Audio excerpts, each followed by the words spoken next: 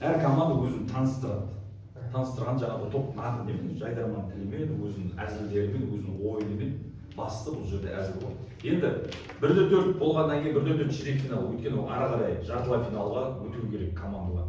Жартылай финалға өту үшін енді мысалға 10 команда қатысып жатыр ширек финалға.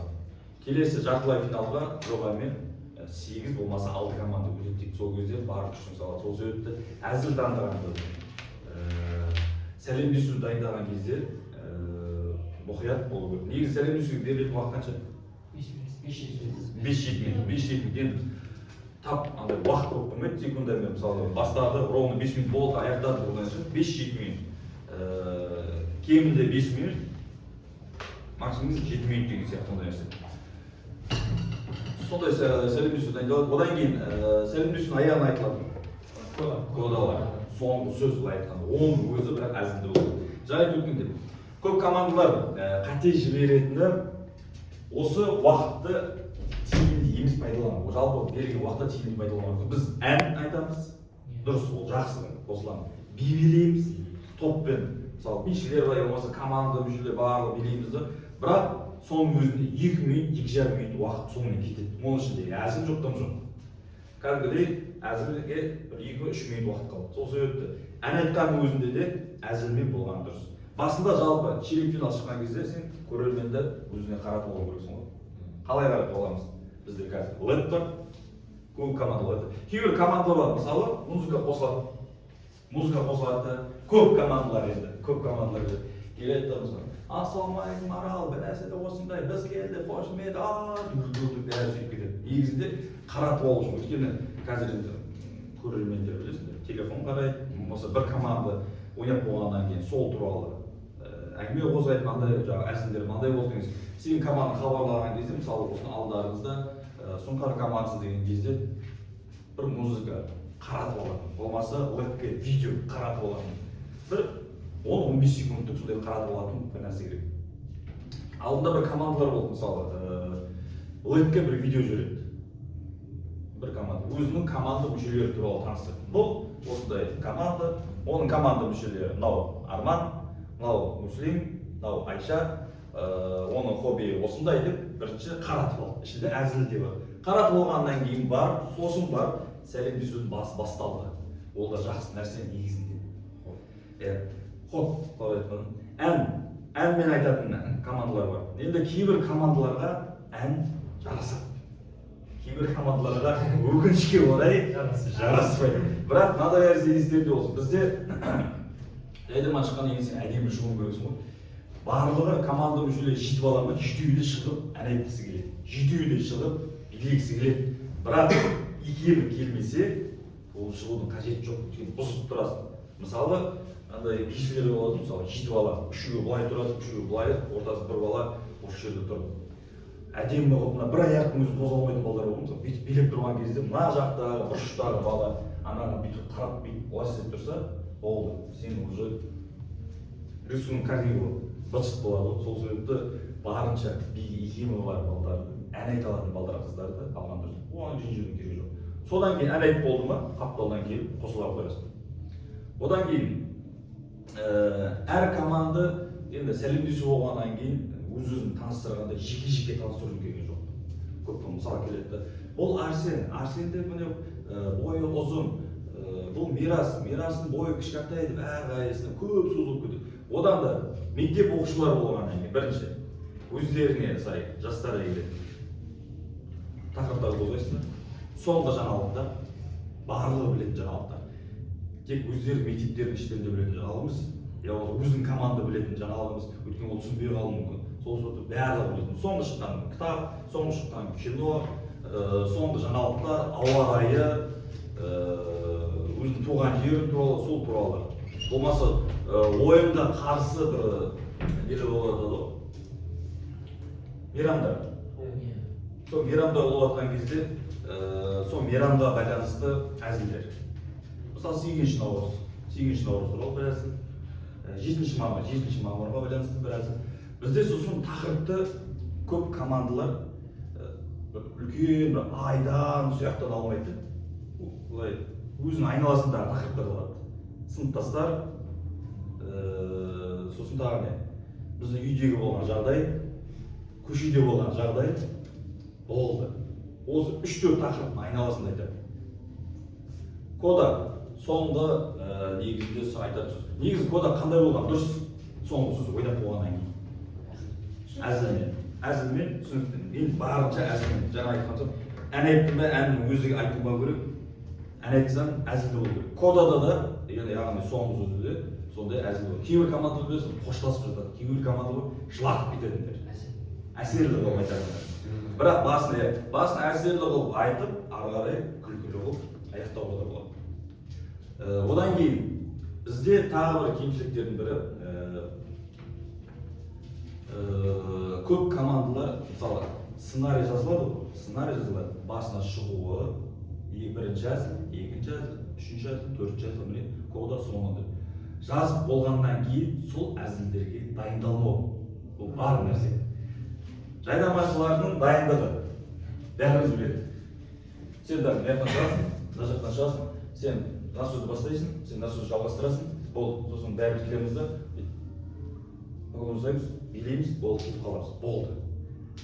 Кім кімнен кейін сөйлейді, кім кімнен кейін айтады, кімнен кейін шығады, сол туралы негізі дайындалған. Сосын дайындалған кезде енді күніне аптасына 2 дайындап 2 сағатта қойған дұрыс. Көп дайындалып кетсең, өзің айтқан әзілінен өзің шаршайсың, жалғасын, сосын ойланып отырасың да болады. Мына әзіл дұрыс емес сияқты. Давай басқасын шығарайық. Болды. Басқасын шығарам деген кезде мықты әзілің кетеді. Мына әзілің я мықты болады, я мықты болмауы мүмкін. Сол себепті 1-4 ширек финалдың жалпы мақсаты. Енді 1-8-де мысалы бұның алдындағы ойын. 1-8 ойында жалпы қандай әзілдер жазған дұрыс? Бұл текстер бар. Текстер. Я 50-50 ғой былай айтқанда. 50-50 я өтеді, я өтпеуі мүмкін деген сияқты. Не себепті? Неге? Өйткені ол кезде командалар көп болады ғой. Маусым басып. Соң ұшып кеткен командалардың қатарында сен болып болмайсың ба? Қорықпайсыңдар ма одан? Жоқ, соған ыңғайлайсың ғой енді. Эксперимент жасайын. Екі ортада болатындай ол. Мысалы 15 команда ойнап жатыр. 15 команда сенде 7 әзіл бар. 7 әзілдің бәрін андай мен мынаған өтетініне 100% сенімдімін. Ал мынау өтуі мүмкін, өтпеуі мүмкін деген сияқты. Дұрыс. 1-8-де жаңағы ән, би бәрін пайдалануға болады. Өзі сен өз-өзін таныстыру кәдімгідей. Сен туралы біліп алу. Көбінесе көрермендер команданың атауын жаттамайды, есімін жаттамайды, әзілдерін жаттайды. Сосын еске түсіргенде, ана билеп шыққан команда емес пе? Андай әзіл айтқан команда емес пе? Сөйтіп айтады да. Бірінші сөйтіп жаттап алады. Сол себепті әзіл бұл. 1-4-те мақсат, 1-4-те командалар азаяды. Сен әзілдерін, би мен әнге қараған әзілдеріңді көбейтуің керексің. Және тақырыпта. Көбінесе 1-4-те, 1-4 ширек финалда біз сәлемдесу болмаса фристайл деген болады. Фристайл. Сәлемдесу мен фристайлдың айырмашылығы. Сәлемдесуде арнайы тақырып береміз біз. Осы тақырып төңірегінде әзілдер болу керек деген сияқты, дайындалып келу керек. Бірақ тағы да бір жіберетін қателік. Мысалы, бір команда 7 әзіл жазды ма, 7 әзілдің бәрін сол тақырыптың төңірегінде жазады. Арасына 3 әзілді сол тақырыпқа байланысты шығарып, қалған әзілді басқа тақырыпта шығаруға. Ал фристайл деген емін-еркін, команда өздерінің еркін тақырыпты. Қандай тақырыпқа болсаң келеді өздері. Мысалы, рас екен. Одан кейін, екінші біз алдында 1-8-де 2 сайыс қойдық. Екінші сайыс қандай болды? 5 әзіл. 5 әзіл. Әр команда ойыншы шығады, 5 әзілді қатарынан қойды. Ал енді 1-4 ширек финалда шамалы күрделі болады. Ол жақта екінші сайыс жамбату. Жамбату болмаса қайым айтыс. 2 түрлі сайыс қоямыз. Жамбату түсіндіруде. Жамбатуда 5 әзілге ұқсайды, бірақ бұл жерде әр команда болып шығады. 5 әзілде бір-бір баладан шығады деді ғой. Ал жамбатуда команда неше адам мысалы, 5 бала ма, 6 бала ма, бірінде тұрады, әрқайсысына қолына планшет беріледі. 1, 2, 3, 4, 5 неше команда бар, соны жасайды. Одан кейін жіберетін әрқайсысы бір-бір әзілдер оқиды, болмаса 2 әзілдер. Әр команда, мысалы, 3 команда оқиды.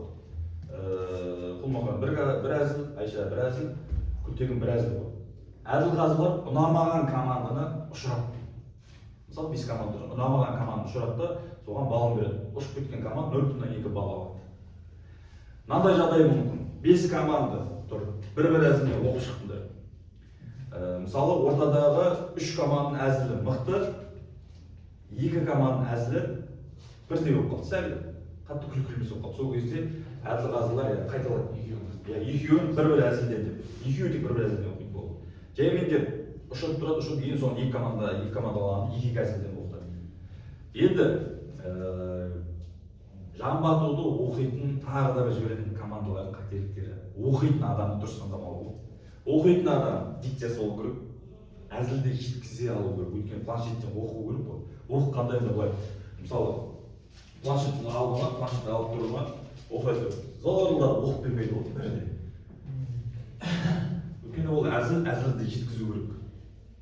Мимикасы болу керек. Түсініп оқу керек. Бізде кейбірде андай нәрсе болады. Кейбір команда мысалы команда болып әзіл жазбай ма? Команда болып әзіл жазған кезде кейбір команда дайын болмай қалады. Мысалы сен 5 командасың ба, есептейсің, 2 әзілден оқысаң, онда жобамен 12 әзіл жазуың керексің. Сен үлгермей қалдың, сен 7-8 әзіл жаздың нақты. Қалғаны идеясы бар, аяқталмаған әзілдер. Сол себепті оқып тұрған баланың артына сол сценарийді бірге жазған бала тұрған дұрыс. Есіне түсіп тұрады. Бізде көбісі біле бермейді негізінде. Тұрамыз да ұмытып қалады ол. Ұмытып қалған не бар еді. Есіне түспей жатыр. Сосын ойында басқа нәрсені оқып жүреді да, сол кезде ұшып кетті. Сол кезде артына қарай, Емилияға қарай сұраған өзі сен сахнада тұрсың, бізде болған. Сахнада тұрғаннан кейін есіне түспей жатыр. Мен әсілім қандай еді? Мысалы кеші. Мысалы кеші. Әсілім мен артында тұрмын. Мен оқып тұрмын. Оқып тұрмын да ұмытып қалдым. Ұмытып қалдым да, қандай сахнасын тұрып ақылық тұрмайсың ғой. Тұрасың, Жәмиле айтасың, қандай әзіл берді, сосын Жәмиле қоланы сығырлайды, білдіріп беру. Өйткені алдағы уақытта эфир болған жағдайда оның барлығы түседі. Үлкен ойындарда мысалы сол себепті осы бастан әр ойынға мұқият қарап, каждый қимылға. Сосын тағы да бір жіберетін қателіктер. Мысалы, бірінші бала оқып тұр, планшет қолында. Әр команда, әр топта, мысалы 5-6 балада. Мысалы солай дейік. Сахна мәдениеттілігі. Тұрамыз, көп жағдайда 3-ші болмаса 4-ші бала. Мысалы, әр команда ортасы ашық, осылай шығып тұр. Шығып қарап тұрады. Кім бар екен, таныстарыңыз деп болмасын, маған кедергі жасайды. 4-ші тұрып, 1-ші тұрған балаға, ана әзілді оқысайшы, ананы оқысайшы дейді. Мынаны шатастырады, мына баланы. Бұл шатасады, қайсысын оқуын білмейді, сосын ұшады. Тағы да жіберетін қателіктердің командаларын. Негізінде мықты әзілді басына қойған дұрыс па, аяғына қойған дұрыс па? Аяғына финал қалып қойған дұрыс па? Аяғына дедім. Сондай болады мысалы, мен финалға өтем, аяғына мықты әзілдерді алып қойым керек, өйткені аяғына кеткен кезде мықты әзілдерді оқиып, сосын чемпион боламын дейді. Бірақ оған дейін қызық емес, әзілдерді оқып қояды да, ол бірінші ұшып кетеді сосын. Сол себепті бірінші мықты әзілдерді қойып алуларың керексің деп. Бірінші мықты әзілдерді қойып аласыңдар. Сосын барып финалға жеткеннен кейін қалған әзілдерді оқисың ғой. Мен ойлаймын, бәрі де мықты болатын сияқты ол әзілдерді. Ол әзілдерді қандай әзілдер жазасыңдар? Жамбату болғаннан кейін өз еркің. Сен мақал-мәтелді өзгертсең болады, өтірік өлең оқысаң да болады. Әндердің сөзін өзгертіп әзіл айтсаң болады. Сосын кәдімгі анекдот сияқты кәдімгі әзілдерді. Бірақ бәрі білетін басқа команданың әзілін бұрмалап алып келу деген нәрсе болмайды. Өйткені ол тексеріледі, алдын ала. Егер де ұқсас болса, болмаса сондай жағдай болып жатса, ол әзілдерді алып тастайды, қайтадан жазасыңдар. Сол себепті өздерін шығарғандарың дұрыс, өзінің командына байланысты шығарған дұрыс. Мүмкіндігінше. Тағы да сәлемдесуге бір ораламыз. Екінші Жамбату деген баяғыдан осы жайдарман сайыстарда ойнатылып келе жатыр. Көбінесе 1-4-те ойнатылады, осы 2 сайыс. Ол кәдімгі айтыс сияқты ол. Қарсылас команда болмаса әділ-қазір 2 жол оқиды, соң 2 жол жалғастыру керексің. Әзілді қыл жалғастыру керексің. Ұйқасы болу керек. Оның бәрі кәдімгідей бағалайды. Оның ұйқасы болмай қалды, әзілді болмай қалса, жайдарман болғаны міндетті түрде әзіл болу керек. Сол себепті қайым айтыс. Ол қарсылас команда болмаса әділ қазылар саған 2 жол оқиды, сен ары қарай 2 жол әзілді оқып жалғастыруың керексің. Бұл түсінікті ойлаймын. Жоқ мен. Жамбату түсінікті ғой? Жамбатуда кім оқу керек? Жеткізе білетін, әзілді, түсінетін әзілді ойната алатындай. Енді қайым айтыс ол түсінікті. Қайым айтыс былай көрейік. Жоқ мен. Қайым айтыс. Мен бір дайындап келдім. Мен бір дайындап келдім. Bir шама жеңілдеуін қояды. Өйткені қарсылас кейбір кезде енді жаңа айтып отырмыз ғой. Тақырып бұнда ешқандай берілмейді, қайым айтыс. Өз еркін. Әр команда өзі жазып келеді. Сол себепті бірінші жазып аласыңдар ма, есте сақтап аласыңдар ма? Жазып алайын. Сен жазып аласың, қалған есте сақтап аласың. Ал кеттік. Жайдарман көңіл күй алаңы әркімнің бар оған талабы. Ертең бармыз осындай қайым айтыс сайысында бір айтады ғой, саған 30 секунд уақыт береді. Сол 30 секунд уақытта командамен ақылдасып жауап беру керексің. Жайдарман көңіл күй алаңы әркімнің бар оған талабы. Енді ары қарай 2 жол. Ертеңізінде 2 минут күтпейді. Сұрақ жауаптар мысалы неде қайым айтысты берілетін уақыт 30 секунд қой. Оқыды, уақыт беріп, командамен ақылдастың, шығып жауап бересің. Сосын естерде болсын. Кейбір командалар шыққан кезде бірден жауап бересің, бірден жауап бермейсіңдер. Бірінші қайталаттырып аласың, қайталай жібересің ба дейсің, сосын айтасың. Қандай бірінші болғанда жобасы бар ма? Жобасы. Қайталап айтайын. Жайдарман көңіл күй алаңы әркімнің бар оған талабы. Келесі ойында бәрібір 220 чемпион болады. Өзің командасын тартады. Сәттілік болсын, чемпион болатын болса осындай қайым айтыста 30 секундтың ішінде жауап берсең. Енді шамалы күрделі ғой. Бұл енді сен қалай. Жайдарман көңіл күй алаңы әркімнің бар оған талабы. Әр ойын сайын есімізде қалада әрбір көрерменнің сүйкімді бір жанары. Жақсы, әдемі. Жарайсың. Тағы бар мұзландар? Жоқ па? Күрделісің. Ал, қиындатам шамалы. Ширек финалда сынға түскендер жеңіс үшін барын салады. Ширек финалда сынға түскендер жеңіс үшін барын салады. Жартылай финалға тек мықты өтіп, үміт отын жағады. Ал. Ширек финалда сынға түскендер жеңіс үшін барын салады. Жартылай финалға тек мықты өтіп, үміт отын жағады.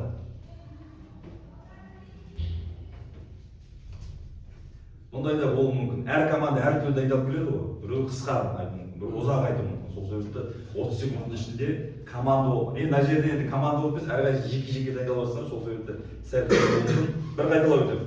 Ширек финалда сынға түскендер жеңіс үшін барын салады. Жартылай финалға тек мықты өтіп, үміт отын жағады. Мен оқып жіберейін. Бір қайталайын ба? Ширек финалда сынға түскендер жеңіс үшін барын салады. Жартылай финалға тек мықты өтіп, үміт отын жағады. Жайдарман ол тек жақсылар жиналған, білім менен көңіл тапқырлар алаңы болмады. Кеме алды ба? Қайта. Ширек финалда сынға түскендер жеңіс үшін барын салады.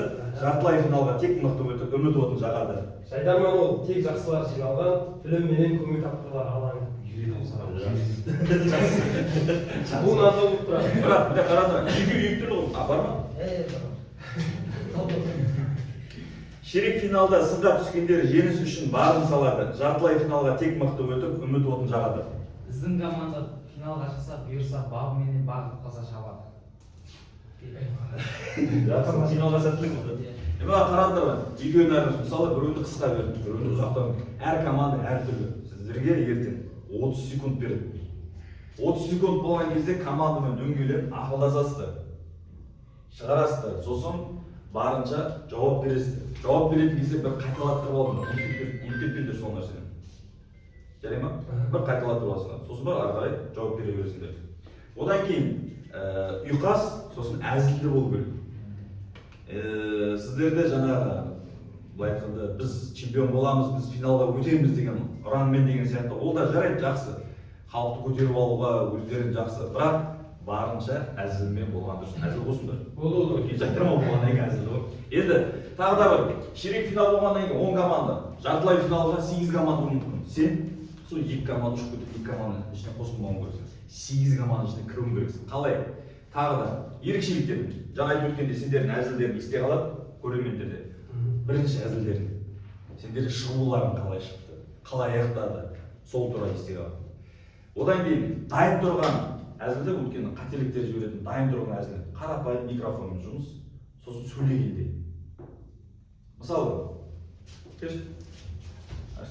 Мәтірге. Команда. Мен басында көбінесе 5 балаға шығатын. 5 бала. Тұрған өзінде, мысалы ортадағы ол ортаны ұстап тұрады, жалпы командаға пас беріп тұрады. Енді кейбір кезде сөзімді ұмытып қаламыз. Бар ондай. Бар ма? Сөзімді қаламыз. Сөзімді ұмытып қаламыз. Сол кезде біз күтіп тұрамыз. Мысалы мынандай ғой. Бірінші мен сөйлеймін. Менен кейін Мадияр. Мадиярдан кейін Арсен сөйлеу керек болады да. Мысалы мен сөйлеп болдым, өз сөзімді аяқтап болдым да. Мадияр сөйлеп болады да. Сөйлеп болғаннан кейін Арсенге қарап тұрады осы. Сенен кейін сөйлейтін адамға біз сондайды автомат түрде болады. Бүйтіп қарап тұрамыз. Анау саған қарайды, мынау маған неге қарап тұрады, ол сөзін ұмытады. Қарады да сосын барып тағы да сөзін ұмытады болсын. Сол себепті сөзін ұмытып жатыр ма? Мысалға сөзім. Бұның Арсеннің сөзі. Мен кеше мектепке барғанда мені мектептің алдынан апайлар күтіп алды деген сөз мысалы. Мысалы сондай сөз. Ол сөзін бірақ ұмытып қалып тұр. Менен кейін сөйлеу керек. Енді мен оған пас тастаймын. Мен сөзімді алдым. Мен кеше үйде ұйықтадым. Ұйықтағанда күшті ұйықтадым, демалып қалдым. Сосын бүйтіп қараймын. Мен екен сразу бірден сөйлеп кету керек қой, сөйлемей тұрған. Ал Арсен сен кеше мектеп барғанда бір нәрсе болды деген, сол не болды деген сияқты оған есіне түсіріп жібересің, білдіртпей. Қателіктерді осылай жауып жіберді. Біз деген жаңағыдай ғой, тұрамыз. Соны микрофонда айтып тұрамыз ғой. Мысалы микрофон жетеді. Мына қаншама көрермен бар, Әділғазы бар, Екурда да, мына бала, мысалы Мадияр бар өзі. Қай жерде ол тек қана жайдарманда емес, басқа жерде көбісі болсын, неде болсын. Бір-бірлерін есіне түсіріп жіберетін осындай сөздер болу керек. Сөзін ұмытпайтын да. Сен қателіктеріңді жауып жіберу керексің. Одан кейін сөйлеген кезде біз сен жайдарма ойнаймыз. Жайдарма ойнаған кезде тұрысымыздың өзі әдемі болу керек. Бізде тұрыс қалай көбінесе. Мынау тұрыс.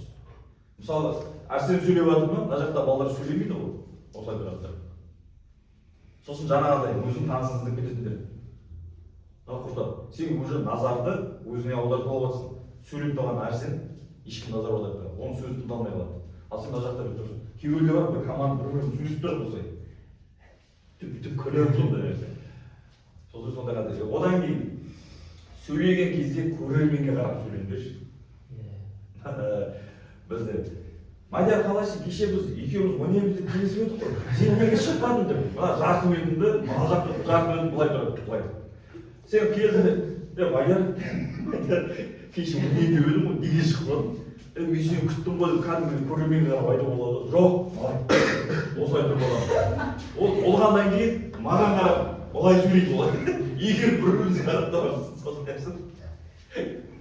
Микрофон. Енді кейбір кезде, мысалы командада адам көп болады. 8 бала ма болады ғой. 8 балаға 8 микрофон болмайды. Кейбір 5 микрофон деп. Микрофон жетпей қалды. Сол кезде бөлесіңдер. Бірінші кім сөйлейді, екінші кім сөйлейді, үшінші. Алғашқы 5 адамға сөйлейді. Одан кейін шетте тұрған бір балаға, 2 балаға 1 микрофон. Сосын уақытты үнемдеу керексіңдер. Мен жаңа неше минут дедім? Регламент. 5 минуттың өзі, мысалы, микрофонды келесі балаға бересің ғой, мысалы микрофон бересің, осындай аласың ғой. Соның өзі секунд уақыт алады ғой. Сол секундтар бәрі қосылып бір минут айналады. Сол себепті сөйледің ба, микрофонда қайсың сөйлейді, қайттан өзін аласың, сөйледің, қайттан бересің, сөйледің, болды, әзіл бітіріп тастадың.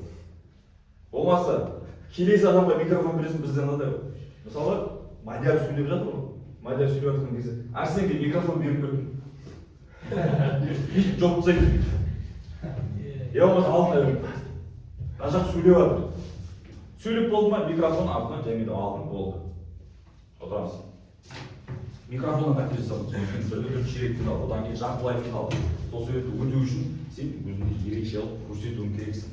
Ерекше енді әзілдер, ән, би, енді би керек емес деді. Бірақ би болған өзінде кейбіреулер болады, мысалы. Кейбір командалар билейді ғой, билейді да кетіп қалады. Арты жоқ. Бірден айтып. Иә. Мысалы сен бишілер билеп оны осындай билеп кетіп қалды ма, мына жақтан команда жақтында, да біз бишілерді осындай жалдағанбыз, артын әзілдеп сөйтіп жалғастырып кетуге болады ғой. Бізде кәдімгідей бөліп тастайды. Командалардың жүріп көбінесе жіберетін қателіктері. Түсінікті. Одан кейін жаңа сөзін ұмытып қалдық деп жатырмыз ғой. Сөзін ұмытып қалған кезде импровизация дейміз ғой деп жатқанбыз. Импровизация. Енді көп командалар импровизацияға қатты сіңіп қалмаңдар. Неге? Өйткені кейбір жағдайда болады импровизация, мысалы әдемі келіп қалады, сен бір сөз айтасың, зал күлді, сосын ол ойыншы ойына сақтап қалады. Мен не айтсам да күліп жатыр. Болды, мен осылай айтамын. Тағы да айтамын, тағы да күлемін. Ол одан сайын кәдімгідей, болды, мен зал, менікі, мен күлдірді бардым. Мен не айтсам да күлемін дейді да, үшіншісінде или төртіншісінде қате жібереді бұл. Сосын көрерменге басқаша болып қалады. Қызық емес болады. Сен команда мүшелерінің сөзін ауыстырып, өйткені ол сен айтатын сөзін күтіп тұр ғой. Сен айтқаннан кейін ол соның өзінің сөзін айтады. Ал сен импровизациямен басқа сөз айтып қойып болды. Баланы шатастырасың. Түсінікті? Жамбатуда кім шығады? Бір адам шығады ма әлде команда болып шығады ма? Команда. Кім оқиды? Ширек финалда. Жалпы ширек финалда, жартылай финалға өту үшін сен команда қандай әзіл жазу керек, қалай дайындалу керек? Ерекше қалай? Мысалы. Өзімді әзілдерді. Әртүрлі тақырыпта. Сенімді әзіл. Тексеретін әзіл емес қой.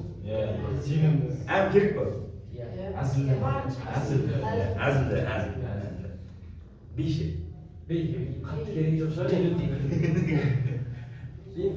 Атын әзілдеп жауабымызды береді. Әзіл, тұмасы сол жерде бір қызық болып жатқан бір биді беруге болады. Биге қатты көңіл бөлудің қажеті жоқ. Қатты көңіл. Енді бір жарым минут билемей ақ қойып тұрсын. Ал егер де би болып, оны қалай пайдалану керек? Мысалы бір команда биден келіп жартылай финал. Қалай? Биден кейін әзіл. Атын әзілмен жабу керек. Сол биді. Кода қалай болған дұрыс деп ойлайсыздар? Кодада мысалы сұрап жүрмін. Кодада былай айтқан дұрыс па? Бізді жартылай финалға өткізесіздер өйткені біз жақсы дайындап келген командамыз деп айтатындар ғой мысалы. Сөйтіп мысалы айтса қасында біреуші әзіл береді. Әзіл бірдеңе айтып жүрсе күлкілі береді. Артын жауап. Әдемі болып әзілмен жауап тастайтын да бар. Жақсы. Жалпы басынан аяғына дейін әзілмен болу керек бұл. Сосын жаңа айтып отырмын, уақыт болғаннан кейін уақытты үнемі пайдалану керек. Арасында бос уақыт қалып қалмау керек. Мысалы, қарапайым әзіл хабарламаймыз біз. Мысалы, келеміз де қазір дүкенде болған жағдай. Хабарлайды, хабарлаушы былай шығып кетеді, содан кейін барып жаңағы әзілді ойнайтын 3 бала, 2 бала келеді, сосын барып әзілді ойнайды ғой. Сен уақытты алып жатсың бірінші. Мысалы, әзіл айтқан кезде білесің ғой, тез айтсам өтімді болады. Бөліп айтсам, қызық емес болып қалады ғой. Сол сияқты бұл жерде сондай. Сен әзілді хабарлап тұрдың ба, артына жүгіріп кел, дайын тұр, міне болды. Дүкен ба, дүкеннің ішінде затыңды аласың, пайдаланатын реквизиттеріңді аласың, орамал бәрін тағып аласың, дайын тұрасың. Хабарлаушы хабарлайды да, кетіп қалдың, бірден әзілді бастап кетесің. Сахнада тұрғанда тағы да сахнаның арты, мысалы мынау артымыз алдына шамалы жылжып. Кейбіреу көрінген алдыға жылжып, қатты жылжып кетпейсің, өйткені техника болған жағы білесіздер, микрофон колонкаға жақын. Ысқырып қалуы мүмкін, есеп қалуы мүмкін, сондай нәрсе. Сол себепті алдыға жылжып ойнаңдар барынша. Сосын дайын тұрыңдар. Әзіл хабарлады, артын дайын тұрасың. Хабарлаушы кетіп қалды, ойнап тастадың, болды. Одан кейін мысалы бір әзілдер болады, екі жақтан шығу керек болады. Екі жақтан, мысалы. Екі жақтан шығатын әзілдер болады, екі жақтан келеді, бір-бірін кездеседі. Мысалы, бір әзілден кейін екеуі бір жақта болып қалды. бір қапталда болып қалды да. Сол кезде бір кейбір командалар бар, мысалы Құлмұхаммед сахнаның артымен жүгіреді, ол дауыс шығарады, ол уақытты алады, жүгіріп келеді да сосын барып дайын тұрады. Жаңа айттым ғой, әзіл хабарлауға шыққан кезде екеуі мына қапталдан шығасыңдар да, ортаға тұрып аласыңдар да, кәдімгі бір-бірінен кездесетін бала сияқты кәдімгі дайындалып тұрып аласыңдар ғой. Міндетті түрде ана сахна артымен жүгіріп келіп уақытты алудың керегі жоқ. Оған дейін ұмытып қаласың әзіл, не әзіл ойнап жатқанын. Кәдімгідей сахнаға шықтың да, дайын тұрып алдың да, саған уақыт береді ғой, бір 10 секундтың ішінде сен үлгересің. Хабарлайды, кетіп болғаннан кейін бірден әзіліңді ойнай бересіңдер. Рахмет. Импровизация. Бізде жайдарманшылардың арасында импровизация жақсы бір дамытатын ойын бар. Бәрін білесіңдер. Конкретті ойнайтын былай. Қазір енді нарада карточкалар бар. Карточкалардың ішінде сөздер, 6 сөз. Иә? 1 минут уақыт береді. 1 минут уақыт. Бұның ішіндегі сөздерді осы жерде отырған балаларға түсіндіресің. Кез келген сөз пайдаланасың. Кез келген сөз пайдаланып, осы сөз жақсы тұрған сөзді түсіндіруің керексің. 1 минут уақыттың ішінде. Білмейтіндерін бірден айтасыңдар. Басай. Сәне болсын. Бетінен ала берейік, бірінші бетінен. Сосын сен алғаннан кейін бірден Уақытты өзім жоқ, мен қойып жіберемін.